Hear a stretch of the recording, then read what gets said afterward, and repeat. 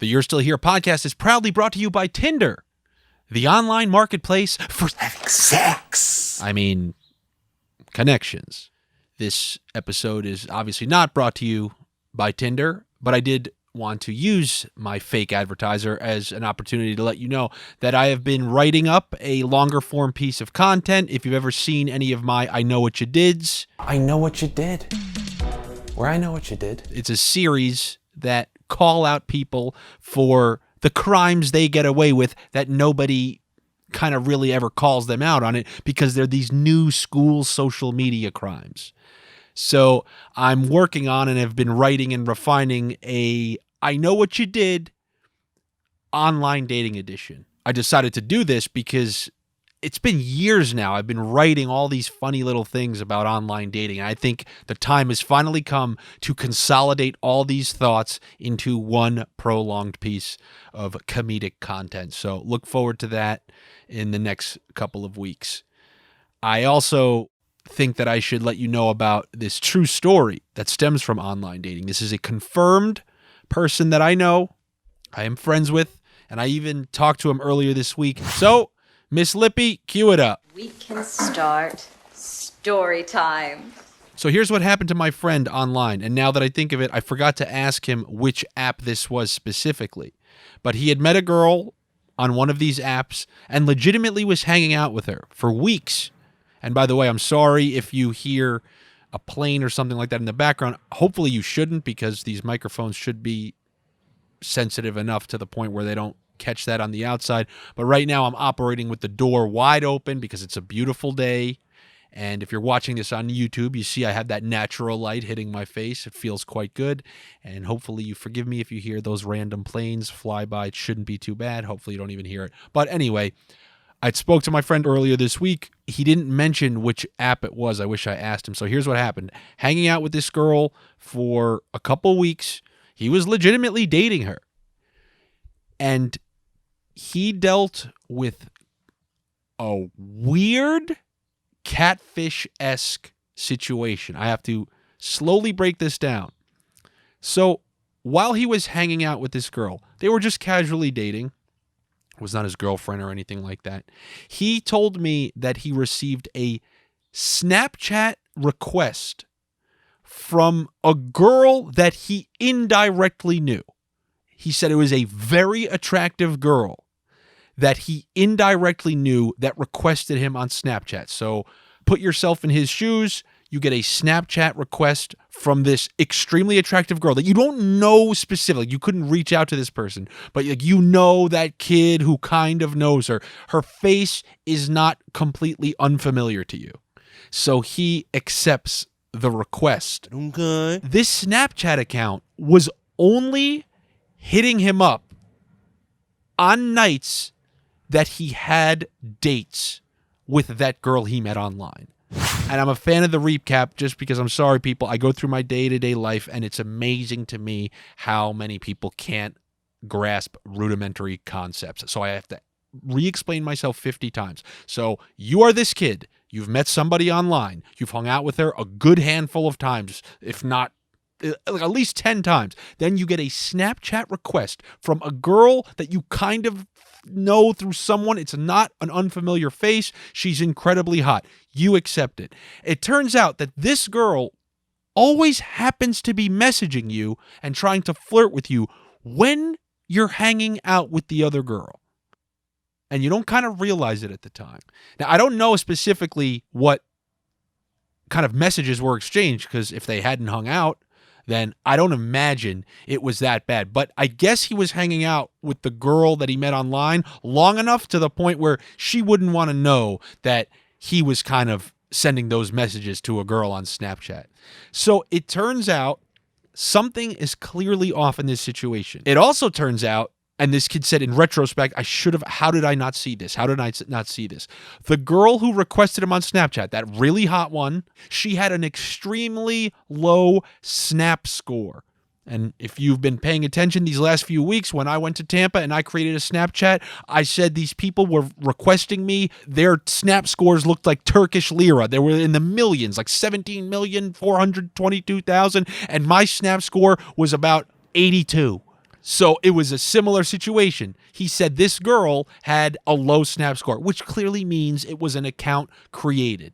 And specifically, it was an account created with a picture of somebody who he kind of knew. That way, he would approve it.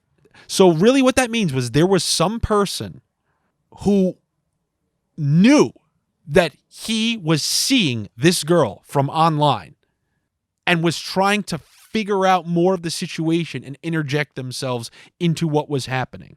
So then eventually this Snapchat catfish, because that's really what it was not the hot girl, ended up Facebook messaging the girl he'd been hanging out with from the online dating app saying, hey, I just want to let you know, and then did that whole thing where they sent screenshot messages of just Snapchat messages. He'd never hung out with this quote-unquote person, and when push comes to shove, when I talked to him about it, now that he's had time to reflect on the situation and think about this was this girl's ex-boyfriend. It clearly was the recent ex-boyfriend who was freaking out and extremely jealous that the girl finally left him. Then through one way or another, maybe they had hung out, or maybe he is a maniac freak creep who is able to get either her iCloud password, because then you could check the messages, or he got into her phone one day, or whatever it was, got the kid I know's information, and then obviously put that into Snapchat, like find contacts. Then it was able to pull him. Then he saw what the name of the person was, looked up who he was, saw if he had any mutual connections at all, found a mutual connection, used that person's picture as the profile, and then made an account to decoy request that person and then try to siphon information and interject themselves into the situation. After this had happened, the kid that I know reached out to the really hot girl who he thought it was. He goes, hey, I just want to make sure somebody messaged me from this, name or whatever. I just wanted to make sure it wasn't you. The girl said, absolutely not. That is not me. So my friend got catfished from some maniac trying to figure out who was hanging out with his ex-girlfriend. It was either that, or the other theory my other friends came up with was that it's potentially a friend of the girl he was hanging out with. But I find that very unlikely. This has big psychomaniac written all over it. And that's what happened to my friend. Somebody who he met online, their maniac ex-boyfriend, tracked them down, made a fake Snapchat request, and think about it, sent my friend messages.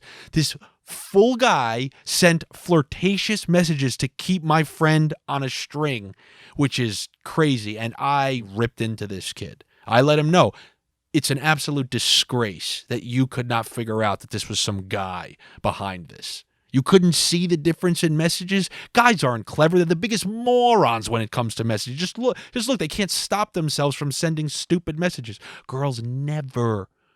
Girls' whole way of texting is like prevent screenshot defense. They never allow anything incriminating to be screenshotted. So it never gets to, everything is vague, ambiguous. Nothing is ever said definitively. We literally say, I'll f***ing kill you tomorrow. So that's what happened. That is what happened to my friend.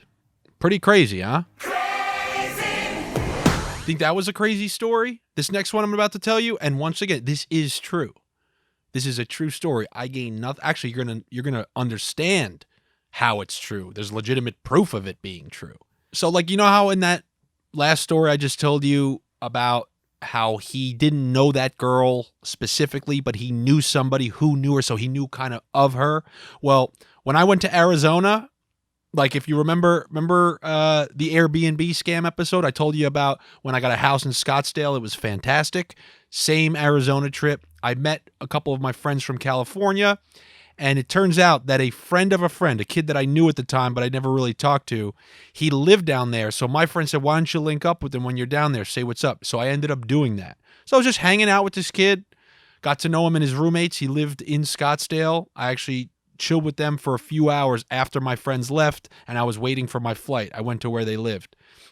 And they told me this story and then showed me with my own two eyes, which is how we know this story is true. Here's how a guy that they used to live with caught his girlfriend cheating. You ready for this? of all the ways to catch your girlfriend cheating. Like, what's going through your head right now? If I say that's the craziest way to ever get caught cheating, it's not even believable. What happened? What's going through your head? Well, odds are you did not think of this. Here's what happened. This girl got caught cheating by Google Street Cams. This girl got caught cheating via Google Street Cam. Yes, it is correct. You know how on Google Images you can just take that little yellow guy and drop him on the streets and just start walking around?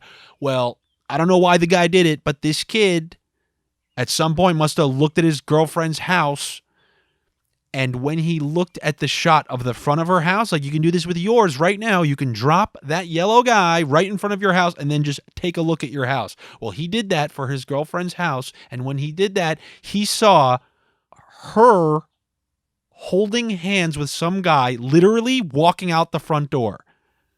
What are the odds of that? The exact moment that this cheating girl was walking out the front door, maybe to walk the guy to his car. How 2021 is that, by the way? To walk the guy to the car and, pat him on the ass and send him off. But anyway, how crazy is that? That the Google Street car, or whatever the hell that thing is, drove by at the exact second where this kid's girlfriend and the guy that she was cheating on him with were walking out that front door. And think about how good life was for the guy who was with the kid's girlfriend. Google Images blurs out your face. They blurred out the guy's face from him, so the kid couldn't even figure out who it was. Wow. What a feeling, huh? That's pretty crazy. I remember I talked about those Google Street Images one time. I cannot believe the capability of those. Do you know, like when I used to park in Williamsburg, or if I was in the city anywhere where there's all those street parking rules, if I ever was worried that, did I read the signs wrong? I would literally go into the Google Images on the street and turn towards the sign and zoom in. And that's how good those street images pictures are. That's how clear the resolution is. It's clear enough to the point where you could zoom in on those actual street signs and figure out if you need to move your car. One time, I think I did a joke about that. Yes, I definitely did. I talked about how that those street images, or the street cam, whatever the hell you call them, they're a lot crazier than I used to remember. It's like fucking Grand Theft Auto now. I was on the street just walking forward. I stabbed some guy. But now you can literally walk into buildings. You could walk around Starbucks. You could walk into a bar, I believe I said. You just walk inside bars now. I walked to the back, the Vikings game was on, the bartender was just sitting there, he was waving at me with his face blurred out, just like he watched a tape from The Ring. Funny quick note about those images. You know how they're supposed to blur out everybody's face? I know the one guy whose face they didn't blur out on Google Images. How good is that? And what's great is right next to him, if you look directly next to him, there is a car and they blurred out the license plate. Yet him standing right next to the car, his face is just not blurred out. It's just him standing there. Talk about bad luck. It's the opposite of the tape from The Ring. Everyone's face is blurred, and he was the only face on Google Images. So how's that for two stories to start your evening, huh? The ex-boyfriend Catfish, who flirted with a guy on Snapchat just to know what he was doing and when he was hanging out with the ex-girlfriend. And then a guy who caught his girlfriend cheating on him thanks to the Google Images streetcar. Man, who am I hanging out with? These are bizarre stories. These are borderline stories that if you'd watch, oh my God, who wrote these up? But yeah, these are things that actually happened. Well, while we're on the topic of relationships and things of that nature, I had a chat with a buddy about the funny time period where a guy goes from being your informant, like he's that level of friends with you. So he meets a girl and you can ask him anything and he'll tell you she's got this big indent on her right ass cheek and stuff like that. He's your ally. But then the more serious he gets with her, he becomes a turncoat. He's a turncoat and starts siphoning information about you and gives it to the girlfriend / fiance and eventually wife. How crazy is that? There's a part of every relationship where that happens, where this guy is fully on your team. You can ask him anything you want.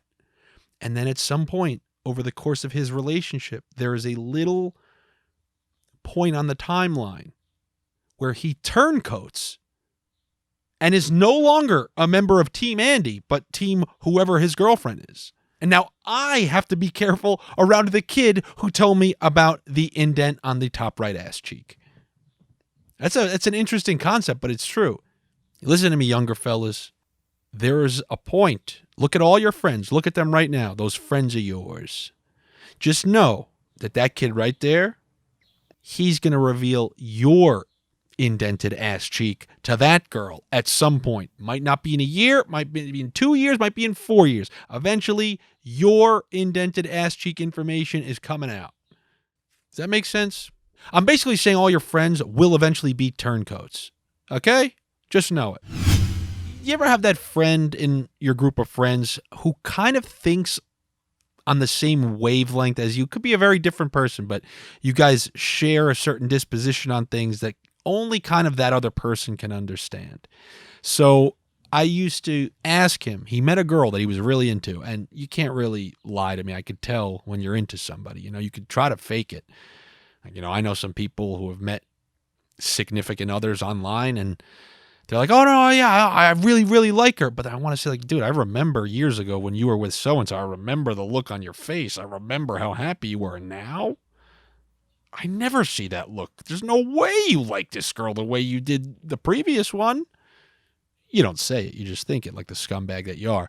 But anyway, I have a friend who I always used to have this kind of saying with, where when you hang out with somebody and you're into them, and especially in the beginning, oh, you're at level 5? You're at level 5, meaning like he is enjoying, or you are enjoying that part of the relationship to its fullest. Every hangout is the best. There's nothing you don't look forward to. And he met this girl, and like many, it started out at level 5. I talked to him 3 weeks later.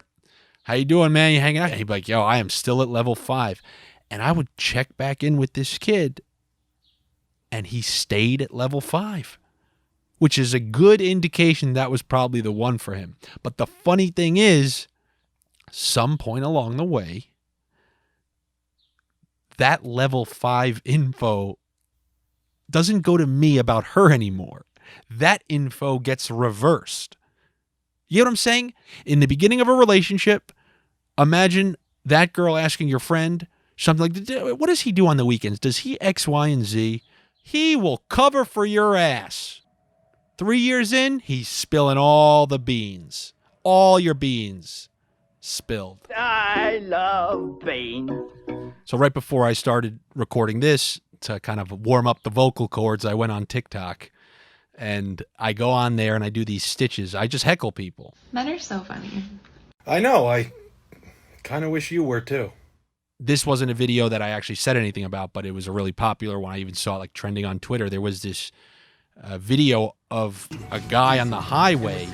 The video was of his car. A log had went directly through his windshield.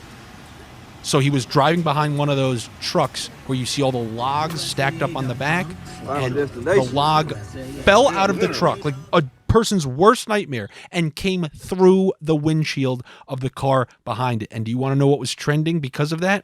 Final Destination. Because if you've ever seen one of those movies, I believe that was Final Destination 2, where a log goes directly through the windshield to take out one of the people. I bring that up because I have this one friend, he deems himself the unluckiest person known to man. Like, he thinks life always scripts his downfalls. Like, if you think I have a funny disposition towards things, this guy he's convinced every subway in New York is communicating with each other just to know where this kid is, so the subway door can always close in front of him as he's coming down the stairs. It's as funny as it gets. And what he said is, when he watches those Final Destination movies, he feels like that's what's happening in his life. Like, you ever see the fishing rod fall, and then it turns the doorknob, and then something falls out of the room, and then he slips on it and tears his ACL. He says that that's what his life feels like. That Final Destination is making all these events happen to make his life increasingly worse. Also on TikTok, one of the most enjoyable videos I've ever seen. I'm going to play this for you. I want to get this right, though. I want to tell you this kid's name, and you can watch the video, and I can give him his credit. So, here it is. His name is at Sam_Barker, like Bob _. The video is from 4/28, and it says, "Remember, your advice only works for attractive people." And his video, let me play it for you right now. Okay, this needs to be said, and it's going to be an unpopular opinion, but it's nothing that hasn't been said before. One of the things that separates a creepy guy from a not creepy guy is whether or not you find him attractive. And I will keep saying that, until I'm blue in the face. A lot of the videos I see on my For You page are tips from women tips on women designed for men on how they can get women.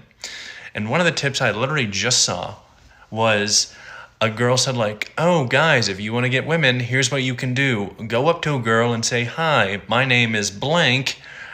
Give her a compliment and then lick your lips." If I tried to do that, I would be pepper sprayed. If I went up and said "Hi, my name's Sam. I love your shirt."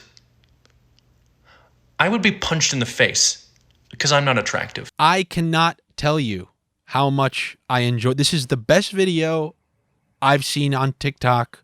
This Egon Spengler from Ghostbusters looking kid calls out hot girls who just give you this nonsense advice like it's going to work for somebody who isn't extremely attractive. Like the kid says, a girl said "Oh guys, if you want to get women, here's what you can do. Go up to a girl and say, 'Hi, my name is blank.' Give her a compliment and then lick your lips." Yeah, it works if you look like Josh Duhamel. Maybe. Like I told you, I'm not the ugliest person in the world. I've never had one single DM responded to ever. Give her a compliment and then lick your lips. If I tried to do that, I would be pepper sprayed. If I went up and said "Hi, my name's Sam. I love your shirt." I would be punched in the face. But let me tell you something. That kid is right on the money. Right on the money. He's not going to be able to get legitimate advice from these hot girls on TikTok who are telling him how to pick up a girl. Because he doesn't have the ability, looking like Egon Spengler, to just walk up to them and say, "Hey, I'm taking you out."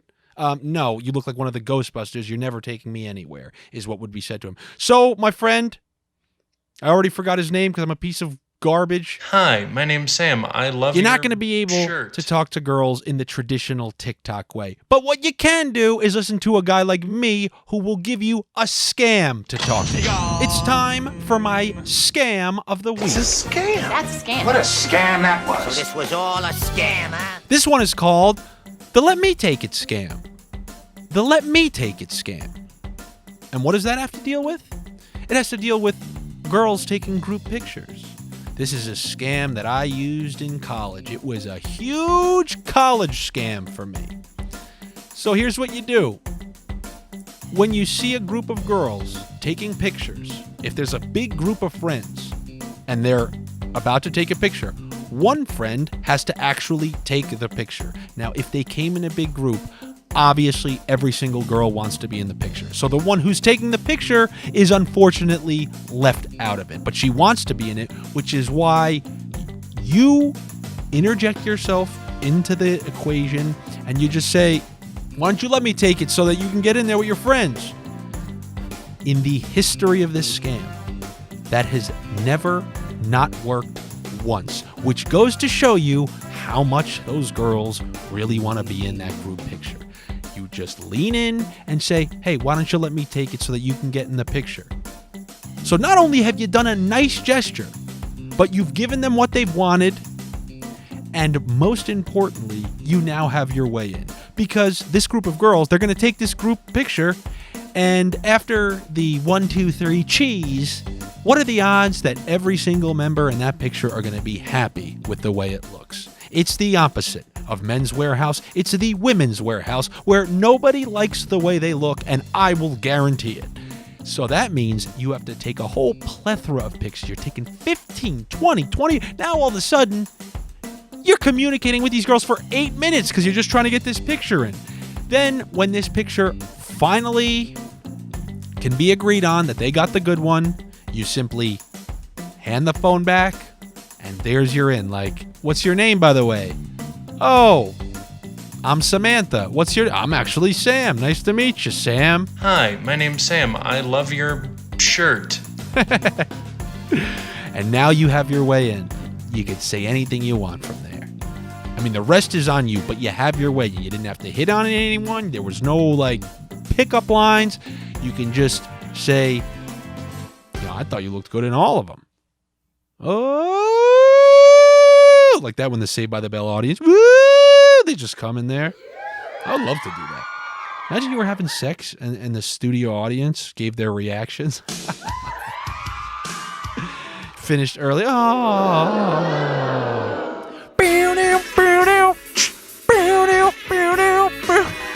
This was all a scam, Oh, I'm out of my mind. So there it is. When you see the group of girls getting together for the group photo, you go up to the one and you say, why don't you let me take it? The let me take it scam. By the way, skank. What a skank. I have a question about skank because I used the term skank recently and people started oh my God, you're going to say that here?